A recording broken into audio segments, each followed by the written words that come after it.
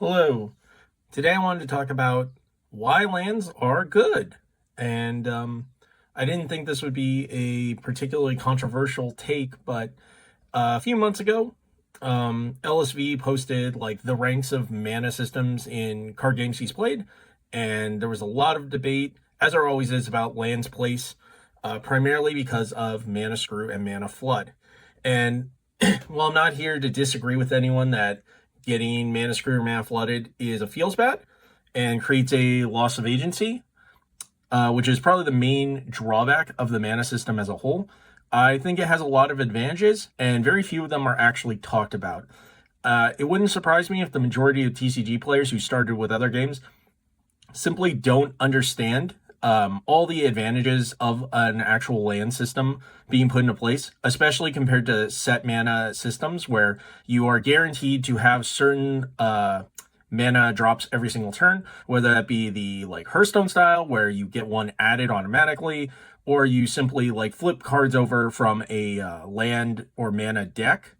But you know exactly how many you're going to have every single turn of the game, barring some card effect. So there are five primary advantages for the land system. The first one being deck building. This is probably the most talked about.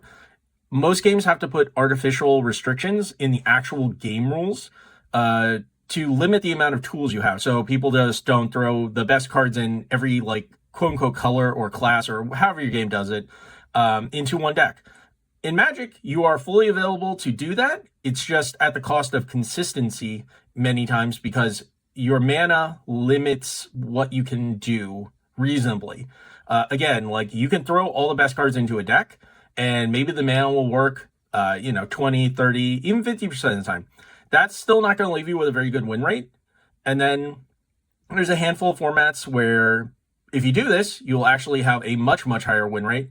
And the fact that you can have both scenarios and outcomes, especially in a game with active rotation and a billion different constructed formats and even limited, make this really interesting. And one of the main reasons that Magic has lasted over 30 years at this point.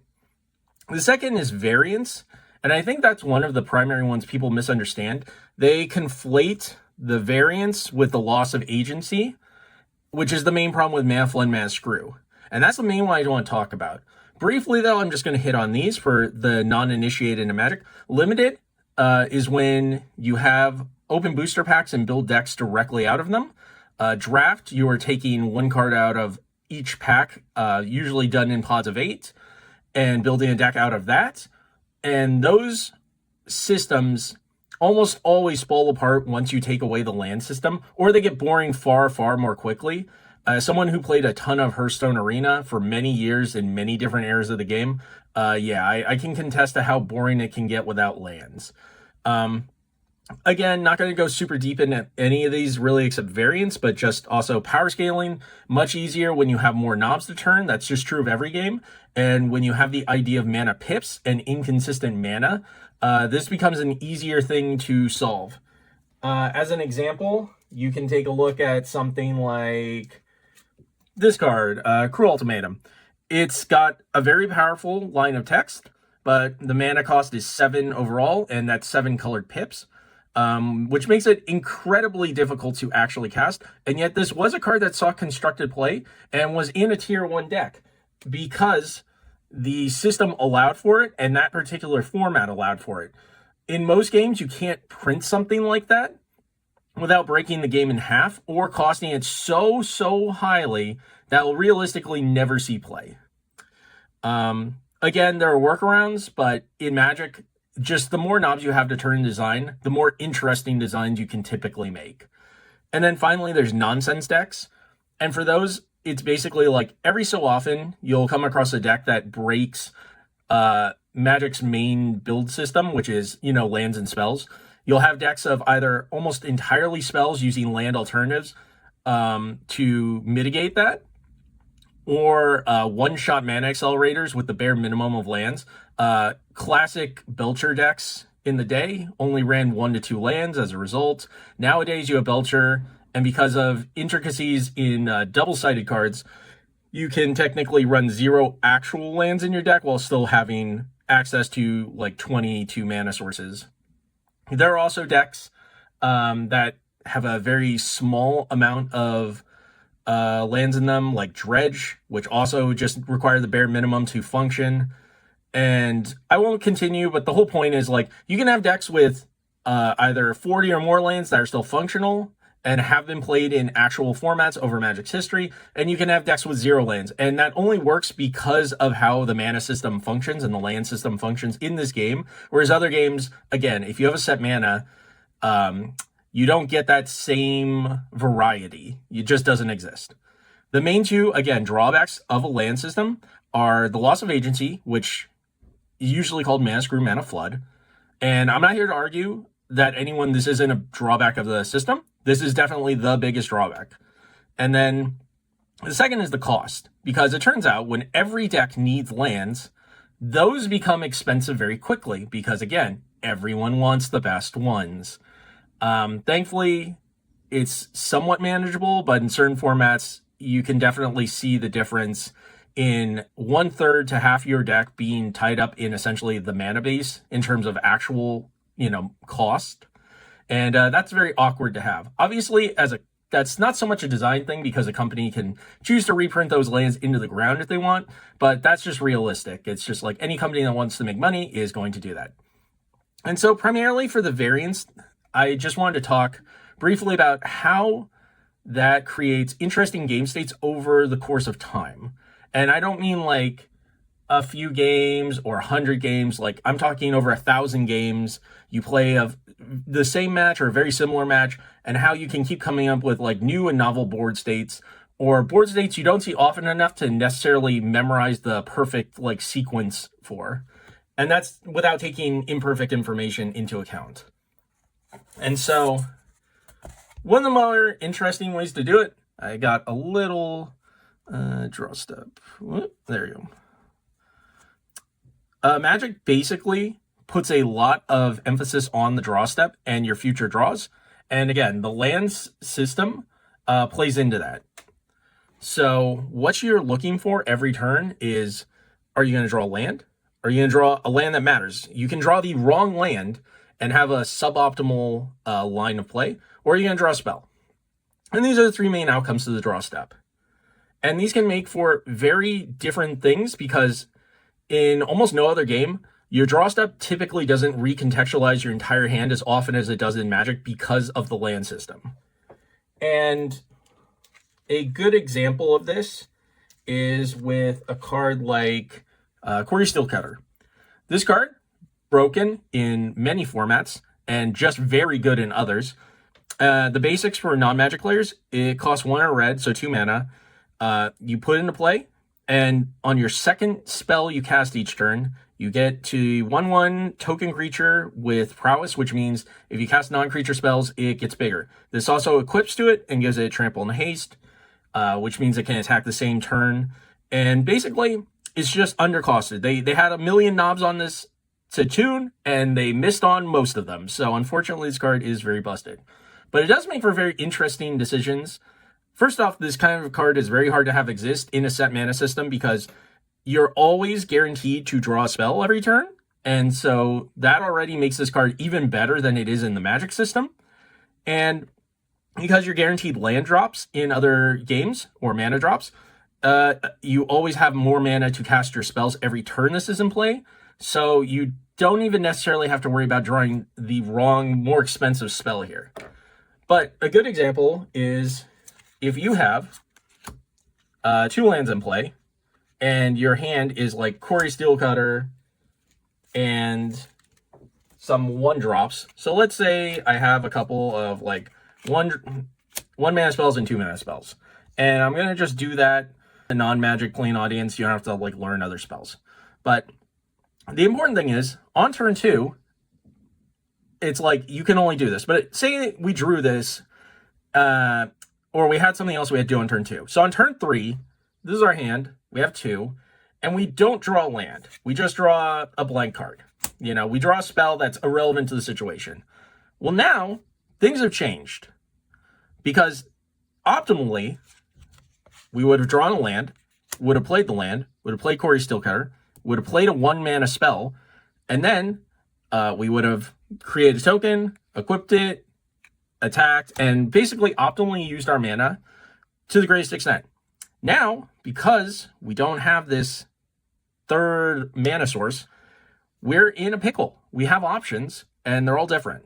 So you could play this as usual on turn 3, and that's your entire turn. You just put it into play. Next turn, you're guaranteed to get a trigger because you already have 2 1-mana spells. So it removes all the variance from the draw step in terms of like actually triggering this. You could play, if one of these cards drew you a card, you can play a draw spell, try and see if you hit that third land. In the most likely situation, which is playing this in, say, Modern Prowess, you would probably have a roughly 65 to 70% chance of hitting lands, depending on how many cards you've seen already. And so if you hit, because you already used a mana, you can still play Corey Steelcutter, but because that's the second card you're casting this turn, this won't trigger because it's not in play yet. So you're still optimally using mana, but you miss out on the bonus here. Or you can just ignore this and cast a 2-mana spell, the different 2-mana spell, or cast your 1-mana spells, or even cast 1 and then save 1, and then assume you are going to see a land the next turn, and then your turn 4 is, oh, I drew a land, I play it, I do that, and I cast it to get the bonus. And again, all of these different choices recontextualize the power of the card and recontextualize the power and utility of the cards in your hand. If it's set mana, you always know you're getting these do not exist. You always know you're going to have that extra mana. You always know you can play this on your turn 3 with your 1-mana spell that you had in hand, and you will always get the bonus. It takes away all this. And that sounds like almost an advantage because you know how the game's going to play out. But again, think about how that sequencing lines up over 50 games, over 100 games, over 500 games. What's more interesting in a card game that you are presumably playing because there is some variance involved? Well, personally, I enjoy this system because it creates many more variable game states. And you can't just memorize the best sequencing overall. I like the fact that the power of your hand can change based on so much on your draw step compared to other games. And so hopefully that is a simple enough example to get what I'm going for. That every time you draw in Magic, you essentially have 3 outcomes. You draw the land, you draw a land, but it doesn't necessarily help you. So, for example, if I'm in a 2-color deck and I needed a second black source and I draw a different color land, well, it's still a land for the turn. It may help the rest of my hand, but it doesn't help me cast this card specifically. Or I draw spells. And the other reason I do like this system is because the fact that you can brick on spells. Other games, once you start to snowball, very hard to get it to stop. That was my main complaint about Lorcana when I tried that game. I played it a lot when Pixelborn existed, and then I tried to play it more a bit after, but I always felt the problem with Lorcana was just, it was very easy to snowball, and because how the mechanics worked, you couldn't make it up in their version of combat, and the resource system did not lend itself to effective comebacks. Now again, you can design your way out of this, but it's much more difficult than it sounds. Ask a One Piece player how they feel about their game having like a new like top tier or even tier 0 deck in their meta essentially every 2 sets, which, now granted, I do not play that game actively. I tried it for the first like 4 sets or so, but for at least from what I hear from people who do play the game, it is just a constant shit show because Bandai doesn't really understand how to balance cards, and that game lends itself to a degree of consistency that I think if you played Magic for long enough, you would be begging not to have every single time there's like a new tier 1. So I hope that kind of gives you a better insight into why variance isn't necessarily a bad thing. What designers should be trying to do is keep some of the variance involved in the draw step because it's perhaps the most interesting part of the game. And what they want to do is remove the loss of agency. So less, 3... Oh, my pen stopped working. Cool. 3 lands versus 8 land scenarios, massive imbalances, or, where you see 2 lands in your first, let's say 7 turns, you're just locked out of the game in these scenarios. You don't want this. You want like a happier middle ground. And so I think designers should, instead of removing all the fail states, should just look for ways to mitigate the extreme examples. And I think some games are trying to do that. But the fact that almost every new TCG just ignores this entirely and goes straight for, I only want to draw spells. I only need spells, guys. It's so good to have a hyper consistent deck. It's so great. I think hedges for failure in such a way that it makes your game less interesting as a result. I also think it reduces the player skill. Like expression of skill in these kind of games is mitigating variance. And if you talk to the best players and why a lot of them make the plays they make, especially in lower power formats like Limited, a lot of them are to mitigate variance against bad draws or to do things that increase their chances of getting out of these situations. And it's also not just Magic. Wolfie VGC, who's one of the top Pokemon video game players, they also stated on Twitter, like, a big reason he's so successful and why a lot of top tier players are so successful is because they're making lines that mitigate RNG. And the whole point is, in card games, a big part of the skill in the game after sequencing, like once you learn effective sequencing, is to figure out lines that mitigate RNG, mitigate worst case scenarios. And other games do the opposite. They make their decks hyper consistent, which has its own pros and cons, but also increases the chances of just broken strategies or being boring. I think if a lot of newer games like One Piece or Riftbound had effective online clients instead of just like Rift Atlas and stuff, you'd see a lot more people dissatisfied when the balance is bad. There's a reason Riftbound was very heavy-handed in some of their early bans, and good for them. I do think the game itself is very interesting, but they definitely need to tighten up on the balancing. I do think a big part of why people crap on Magic's system is people just like to blame things. And so when you get on a bad luck streak and you actually lose to Mana Flood or Mana Screw and not just your own mistakes in a game that looks awkward, it's very easy to go, well, this game sucks. The whole game system is flawed. And I think that's kind of the same thing you see in MOBAs, you see it in hero shooters. Because there's such an obvious failure point, it's very easy to like throw the baby out with the bathwater, as to say. And yeah, like if you've ever gotten AFKs or throwers in multiple games and you wasted like an hour and a half of your life in ranked in like League of Legends or Overwatch, I think you understand why this is such an appealing tactic and why your brain goes to it. And so, again, not to say this never happens or it's not a failing of the system, but you don't stop, or at least most people don't stop playing because of those things. They get mad and they blame the devs and they blame their throwers and they blame their quote unquote bad teammates or whatever. But usually that is in part a coping mechanism. And it's the same thing here. It's like many people lose games that were very winnable and they like to say, oh, I just didn't draw enough spells or blah, blah, blah. And it's like, well, if you had played better, you wouldn't have been in that situation to begin with. And, top decks are a less extreme example. I feel like anyone getting mad at top decks, it's like, that is what you sign up for when you play a card game. So get over it. But, I'm rambling at this point, so I'm going to cut it here. It's already 20 minutes. But hopefully you learned something. If you're interested in hearing thoughts on more of this, be happy to give them. I just kind of wanted to point this out and talk about it a little bit. If you're still here, thank you for listening. I do appreciate it. Have a great day.